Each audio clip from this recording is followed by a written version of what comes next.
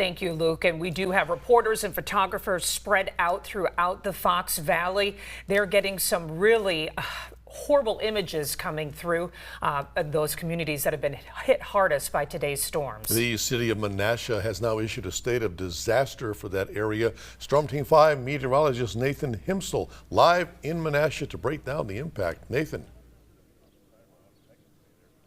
Yeah, we've made our way over here to Manderfield's Bakery, and it's, one of those things that you really can't describe exactly how it looks. Everything here is more of just looking at damaged houses, cars tipped over. We're seeing trailers tipped over as well. It's really the same as we look at all these surrounding blocks as well. They have pulled in some crews here to, manage the gas issues. There's some water issues as well. We're seeing a lot of people just grabbing their belongings and whatever they possibly can. Right now we do see a group that are moving down with a pet carrier, and they have all their belongings right within some trash bags as well. So a lot of people are trying their best just to leave the area just a little bit earlier. We talked to someone as well who packed everything they could for their entire family in one suitcase, and were just walking down the street trying to make sure that they had a place to go for tonight. And that's going to be the situation for the next few days here, is people just trying to find a place to go as they sort out what they possibly can do in their near future here and get things sorted out. And we do have a bunch of different companies that are slowly starting to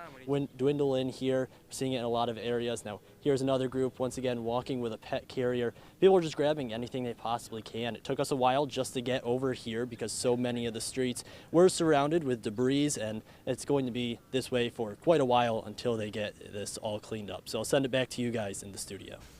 All right, Nathan, we thank you. And because of that severe weather, US 10 and 441, it was closed in both directions. The bypass is closed between I-41 and Oneida Street as crews work to clear the damage. The Wisconsin Department of Transportation said it's expected to remain closed through the evening rush hour and possibly longer. Drivers can use I-41 as an alternate route, but access to the bypass is limited. Now, Local 5's Paul Stino is also in Menasha tonight.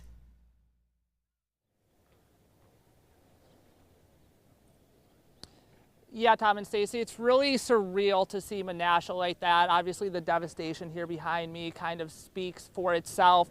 The folks here at Manderfield's right behind me, this is the bakery. You can see how much the wind and the storm damaged the building right there. The owner of the building actually told me that the employees went down to the basement when the storm was happening, and thankfully, none of them were hurt despite the devastation that you see here behind me. The owner of the bakery also telling me, he really kind of putting into perspective and having kind of, an amazing attitude about everything, that yes, there's a lot of damage here. He doesn't know what's going to happen to his bakery, but he told me that he wants everybody to look at these homes over here and all the devastations to people's personal homes. People literally are going to have to pick up the pieces of their lives and really start over. Like Nathan kind of said, we've seen many people just kind of walking down the street carrying everything that they've been able to own. The suitcases, bags, their animals, everybody just kind of trying to figure out what to do now after this devastating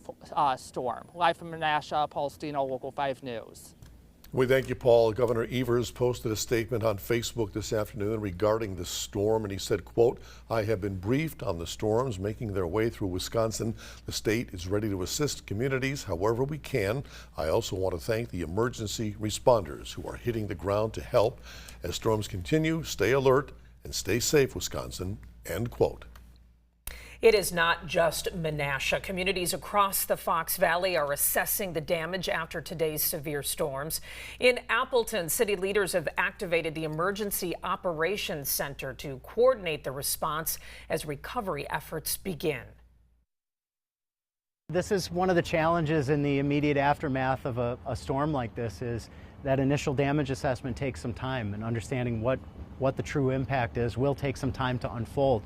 Also, to understand what unfolded here will take some time, and analysis from the National Weather Service. Right now, though, this is certainly a significant incident for the city of Appleton and for our neighboring communities that were also hard hit. And our live team coverage continues now with Local 5's Ellie Davis. She is live in Appleton, where some of the worst damage was reported. Ellie? Hi, Tom and Stacy. Yes, I'm here on West 8th Street on the south side of Appleton, where the worst damage in Appleton was reported. Now, I am here on South 8th Street, and there are some significant pieces of damage to note. There is a tree that is split onto another house. There is a tree branch that is in a power line, and down the street there is a tree that is absolutely blocking the road. And now I wish I could say that this is just happening on this street, but there are multiple streets here in the south side of Appleton that are experiencing this damage. Now, I talked with Mayor Woodford today as he briefed the media on the situation, and he said right now the city's goal is to make sure that service is deployed to all that needs it at this time. He is asking those right now to don't drive through any areas that have any trees. Use the number 211 to report down trees and power lines. And he's encouraging those at this time to check on their neighbors and to make sure that they need help at this time. Now, moments after this storm went through, I was here on the streets of the south side of Appleton speaking with people, and they said they couldn't believe what they saw. We will hear from them right now.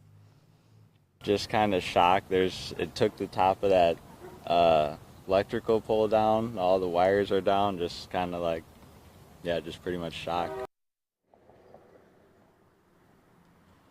And Mayor Jake Woodford also said at this time the most important thing to tell residents is to make sure they are not going near live electrical wires if you see any on the ground, to stay away from it and to report any damages. For now, that is all I have, but we will have more in other newscasts. Live in Appleton, Ellie Davis, Local 5 News.